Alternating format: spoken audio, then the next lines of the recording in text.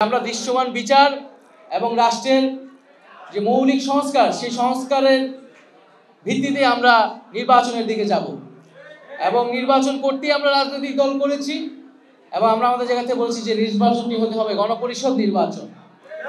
কারণ আমরা মনে করি গণপরিষদ নির্বাচন ছাড়া একটি নতুন সংবিধান বা সংবিধানের মৌলিক সংস্কার প্রয়োজন নয়। অনেকে ন্যূনতম সংস্কারের কথা বলতেছে, আমরা বলি ন্যূনতম সংস্কার বলে কিছু হয় না, আমাদের মৌলিক এবং গুণগত সংস্কার করতে হবে এবং এই সংস্কারের ভিত্তি এই সরকারের সময়ই করতে হবে। কারণ মানুষ ছাত্র জনতা রক্ত দিয়ে এই সরকারকে এনেছে পরিবর্তনের জন্য এবং বিচার পাওয়ার জন্য। সেই কমিটমেন্ট অবশ্যই জনগণের প্রতি সরকারের রয়েছে এবং আমাদেরও রয়েছে।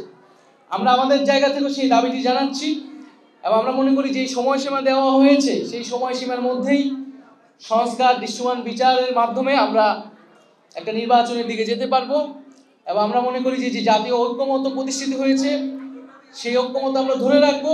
তবে অবশ্যই গণ অভ্যুত্থানের স্পিরিটের সাথে আপোষ করে আমরা কোনো রাজনৈতিক দলের সাথে সমঝোতায় যাব না। আমাদের ঐক্যের জায়গাটা হচ্ছে জুলাই গণ অভ্যুত্থান, শহীদদের আকাঙ্ক্ষা, বাংলাদেশের স্বাধীনতার সার্বভৌমত্ব এবং আমাদের যে গণতান্ত্রিক এবং বৈষম্যহীন বাংলাদেশের আকাঙ্ক্ষা। ফ্যাসিবাদীরা পিছু হটলেও পুরনো বন্দোবস্তের অনেক উপাদান আমাদের বিদ্যমান রাজনৈতিক দলগুলোর ভিতরেও রয়েছে, তাদের চিন্তা চেতনার মধ্যেও রয়েছে।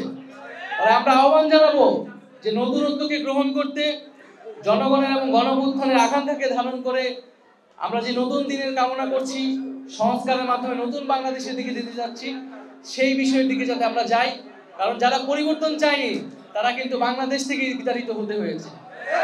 আমরা মনে করি যে পরিবর্তনের সাথে যারা তাল মিলাতে পারবে না তারা আসলে হারিয়ে যাবে কালের গর্ভে। মানে পরিবর্তন, সংস্কার, বিচার এর মধ্য দিয়ে আসলে আমাদের এগিয়ে যেতে হবে।